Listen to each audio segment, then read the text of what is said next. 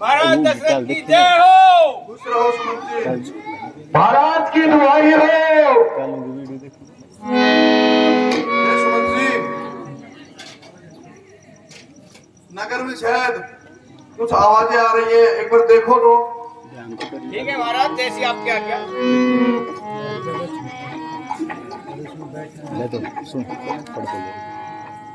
महाराज कहिए सुमन जी। बॉर्डर पे किसान खड़े से। क्या हुआ सुमन जी, साफ साफ बताइए।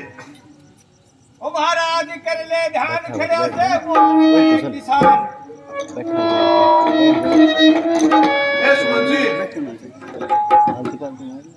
क्या बात है, आप मुझे साफ साफ बताइए, क्या हुआ किसानों को? किसान कह रहे हैं कि एक हाथी आया हुआ है और उसने हमारी फसलों को उधार किया है, इसलिए वो आपसे मदद की गुहार करने आए हैं।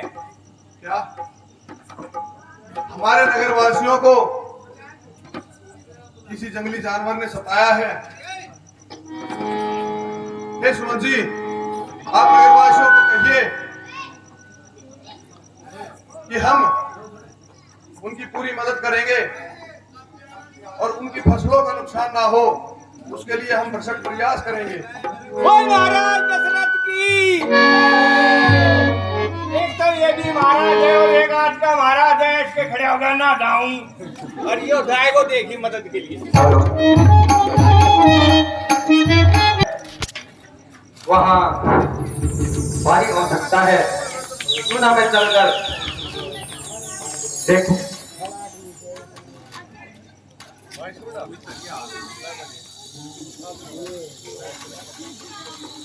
बड़ा ही निर्मल जल है, वहीं से वो हाथी यहीं कहीं नदी पर पानी पी रहा है, क्यों ना मुझे यहीं से उसका शिकार कर लेना चाहिए।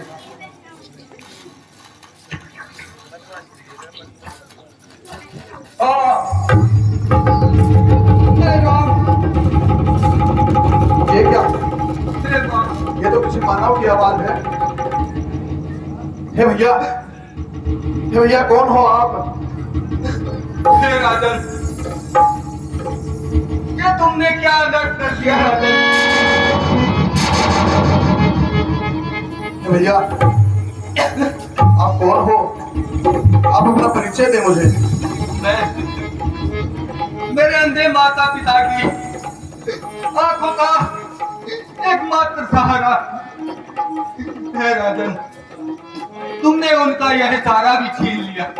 हे भैया, ये सब मैंने जानबूझकर नहीं किया।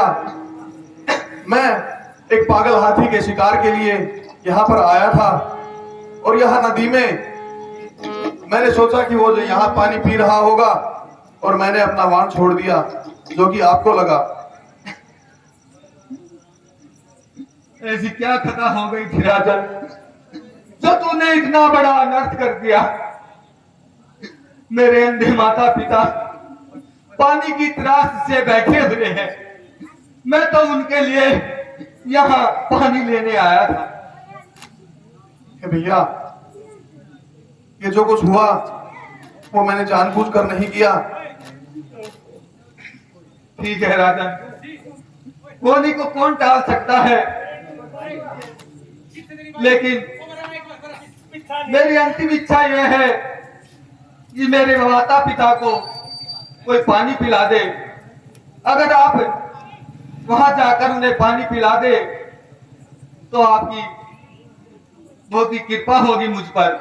क्यों नहीं भैया, मैं उनको पानी भी पिलाऊंगा, उनकी सेवा भी करूंगा और मैं उनका बेटा बनकर ताउम्र उनके लिए समर्पित रहूंगा। वो कर बहाना पुकाना ये कहना मेरा रे, कर बहाना पुकाना ये कहना मेरा, मैंने माना तू कातिल हमारा हुआ, मैंने माना के कातिल हमारा हुआ। मेरे माता पिता पानी की त्रास से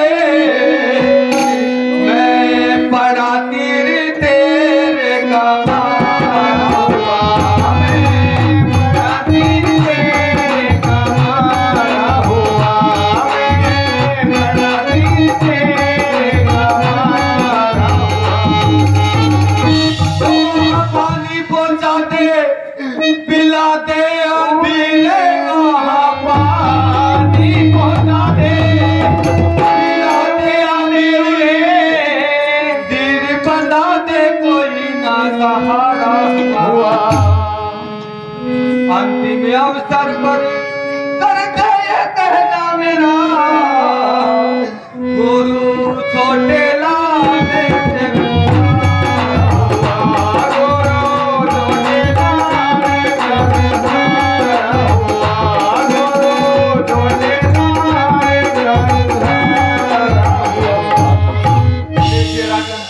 कहिए भैया। आप जाइए और मेरे अंधे माता पिता को पानी पिला दीजिए और जाते जाते मेरा ये तीर निकाल दीजिए। मैं आपको इस हालात में छोड़कर यहाँ से कैसे जा सकता हूँ? देखिए राजन, मुझसे ज्यादा आवश्यक है मेरे माता पिता की प्यास, इसलिए आप जाएं। ठीक है भैया, आपकी जो इच्छा। लो, मैं आपका तीर निकाल देता हूँ।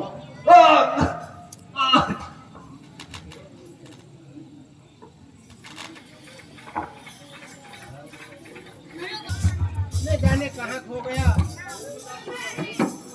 हमें तो बहुत जोर की प्यास लगी है। हाँ, प्यास तो मुझे भी लगी है। हे प्रभु,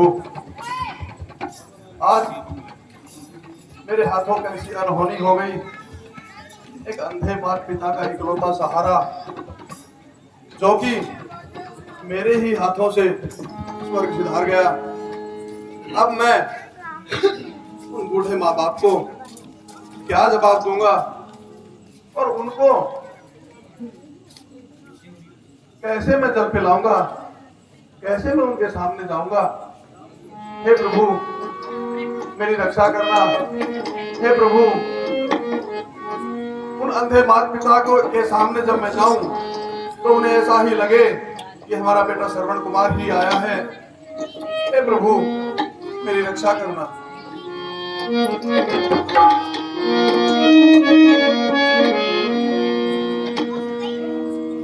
प्रणाम पिताश्री। ये क्या? ये तो हमारे बेटे श्रवण की आवाज नहीं है। प्रणाम मातेश्री। कौन हो आप? ये तो हमारे बेटे श्रवण की आवाज नहीं है। आप कौन हो और हमारा बेटा श्रवण कहाँ पे है? हमें तो बहुत जोर से प्यास लगी हुई है। लो, आप जल पियो। नहीं नहीं, पहले ये बताओ कि आप कौन है और हमारा बेटा श्रवण कहाँ पे है? मैं आपका बेटा श्रवण ही हूँ। नहीं नहीं, हम अपने बेटे श्रवण की आवाज को अच्छी तरह से जानते हैं, पहचानते हैं। हमें दिखता नहीं है, लेकिन हम अपने बेटे की आवाज जरूर पहचानते हैं। आप तो हमारे बेटे श्रवण नहीं लग रहे। आप कौन है और हमारा बेटा कहाँ है, ये बताइए हमें पहले। पहले आप जल ग्रहण करें, उसके बाद मैं सारी बातें आपको बताता हूँ। नहीं नहीं, हमें जल्दी से बतलाओ हमारा बेटा श्रवण कहाँ है, किस हाल में है? हे प्रभु, अब मैं इन बूढ़े माता पिता को कैसे बताऊं कि आपका बेटा मेरे हाथों मारा गया, लेकिन फिर भी बताना तो होगा ही। हे बुजुर्गों, मैं अयोध्या का राजा दशरथ। अयोध्या नरेश राजा दशरथ। हाँ, लेकिन यहाँ कैसे? हमारा बेटा कहाँ पे है? देखिए, हमारी नगरी में एक पागल हाथी ने हमारे किसानों की फसल को उजाड़ रखा था। पागल हाथी? हाँ, लेकिन उस हाथी से हमारे बेटे का क्या संबंध है? मैं उस हाथी के शिकार के लिए नदी के किनारे गया और मुझे लगा कि कहीं वो हाथी यहाँ नदी में पानी पी रहा है, और मैंने अपना शब्द वेदी बाण वहां पर चला दिया, जो कि आपके बेटे श्रवण कुमार को लगा। बेटे श्रवण? नहीं, ये क्या? कह दो कि तुम झूठ है। बेटा श्रवण, धैर्य रखिए, बेटा श्रवण। ये नहीं हो सकता। मैं आपको आपके बेटे से भी ज्यादा सेवा करके पुण्य प्राप्त करना चाहूंगा। क्या करेंगे तुम्हारी सेवा का? हमारा बेटा श्रवण हमें तीर्थ करवाने लाया था और तुमने उसे मार दिया। हमारा तारा भी छीन लिया रे बेटा श्रवण,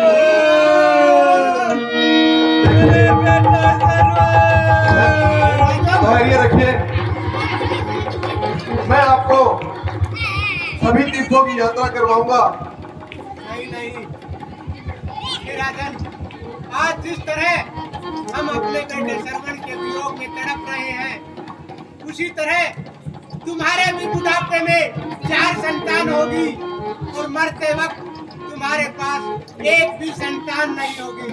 बेटे श्रवण, कदे कदे गादड़ा सुसंग। सुमन जी, कहिए, नगरी में सब खुशहाल है?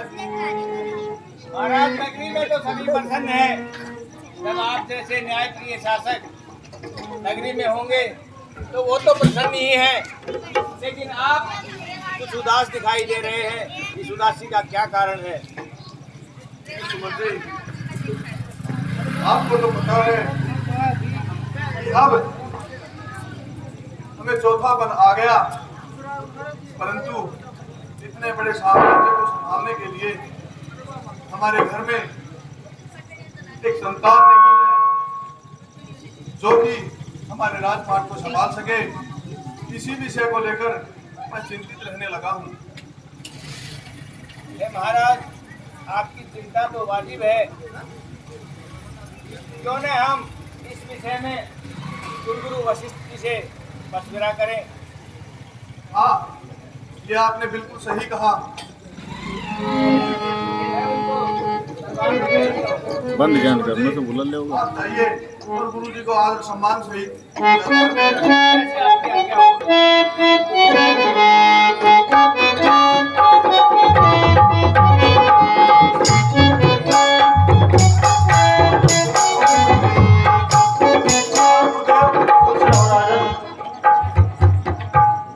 गुरु जी आसन ग्रहण कीजिए।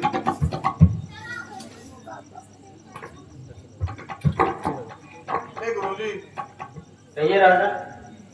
आप जानते हैं कि हमें चौथापन आ गया है और हमारे इस साम्राज्य को संभालने के लिए हमें कोई औलाद नहीं है। हाँ राजा। मैं चाहता हूं कि आप हमारी इस समस्या के निदान के लिए कोई रास्ता सुझाएं। देखिए राजा, इसके लिए हमें विश्वामित्र जी के पास चलना चाहिए, वही इनके बारे में हमें कुछ सुझाव बताएंगे। जी गुरुदेव, जो आज्ञा। चलिए राजा।